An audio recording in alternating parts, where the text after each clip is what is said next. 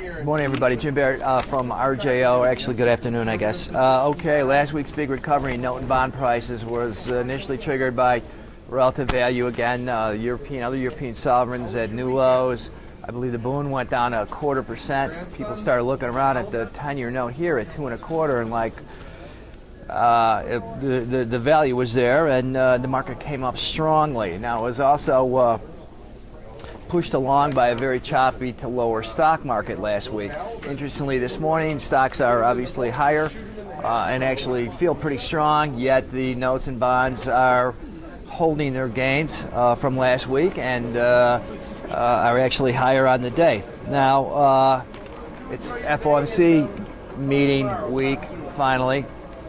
Two-day meeting, start tomorrow. We don't get word till 1:30 on Wednesday, and then there actually be a question and answer, I believe, with the chairman, with Yellen, and we'll hear her forecast about the economy. A lot of people expect him to drop the word patient, okay, and in its place adopt a more data-dependent guidance that looks that what they want is reasonable confidence that inflation might be returning to 2%. Well, you know, that's a difficult. That might not happen. I mean, we got new lows in crude for the year this morning. Not dramatically new lows, but new lows. We're underneath $45, and economic numbers keep coming out a little worse than expected. So those are not. No one's going to fear inflation with that kind of stuff going on. So. You know, dropping the word patient, whether they move in June, whether they move in September. I mean, I feel they might as well just move, get it over with, do this quarter point. It's really not that big a deal.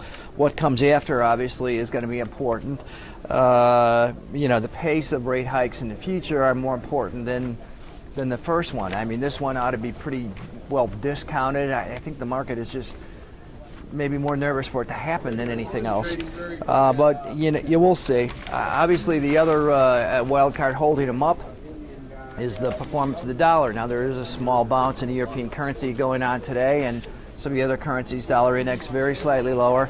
However, the trend has been significant. There are expectations. It continues quite a bit. There are a lot of calls for the euro dollar to trade at parity, and again, this would dampen inflation in the U.S. And make any major uptick in yields out of step with reality. Anyways, 2:30, hang around 1:30 Wednesday. We'll find out about all this. Today we had another weaker than expected economic number. Tomorrow we got housing starts. Even with these low interest rates, housing you know, may uptick seasonally, but it's sort of you know, not in a very strong position. Okay, later in the week, what do we have? We have jobless claims in the Philly Fed on Thursday, and then Fed governor speaking later in the week, possibly to clarify whatever decision Yellen and her other Federal Reserve people make on Wednesday afternoon.